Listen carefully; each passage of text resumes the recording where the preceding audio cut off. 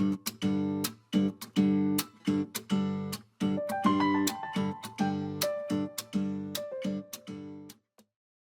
everyone. So I am at a point here in a project where I'm going to need to do some fancy hem stitching in the middle sort of my regular plain weave to create an effect.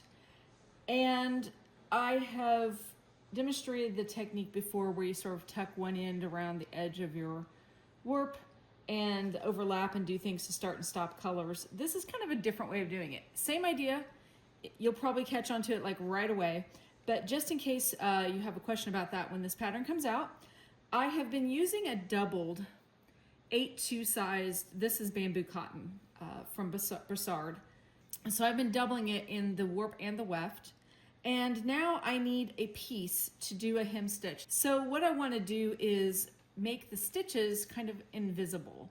Normally if I were going to hem stitch at this point, I would just take both ends of my doubled yarn and go across and do my hem stitch and all would be well. So I have cut the end of my weft yarn at basically 4 times the width, and I'm going to take one end of it and I'm going to separate these 2 plies, and I'm going to cut about a 4 or 5 inch, that looks pretty healthy, but we'll go with it, tail here. But I did not cut both ends, I've only cut one.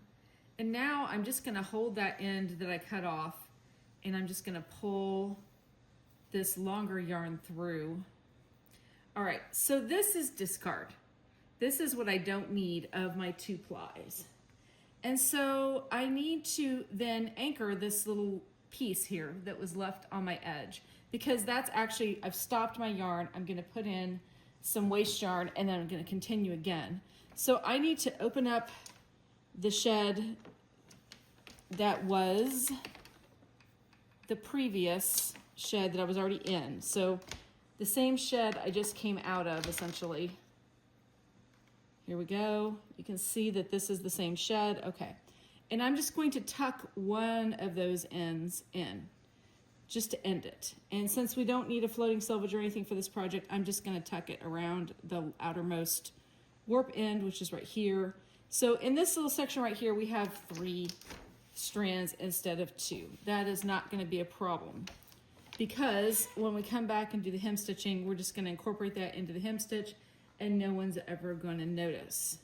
And we're going to be in the same boat as the last time. We're going to have these 2 tails hanging out here, and I'm going to repeat that step again. Now I did this on the right side of my fabric because I am right-handed, and I just find doing hem stitching, it's just so much easier if I can do the hem stitching with my right hand from right to left. But you could by all means add another pick and do this on the left side if you'd prefer. That's not a problem. And then again, I'm gonna put my heddle back into the heddle up position, which was the pick this was in. I'm going to wrap this around the outermost warp thread, which is this whole thread here. Come back around, make sure I haven't actually woven that through this loop. I haven't.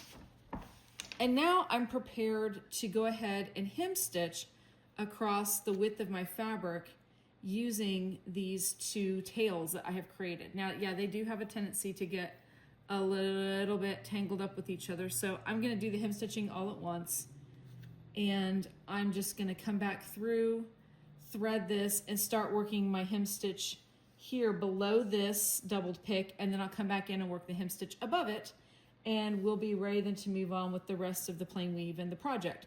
This is a way to get yourself a single without really compromising the integrity of your weft in any way.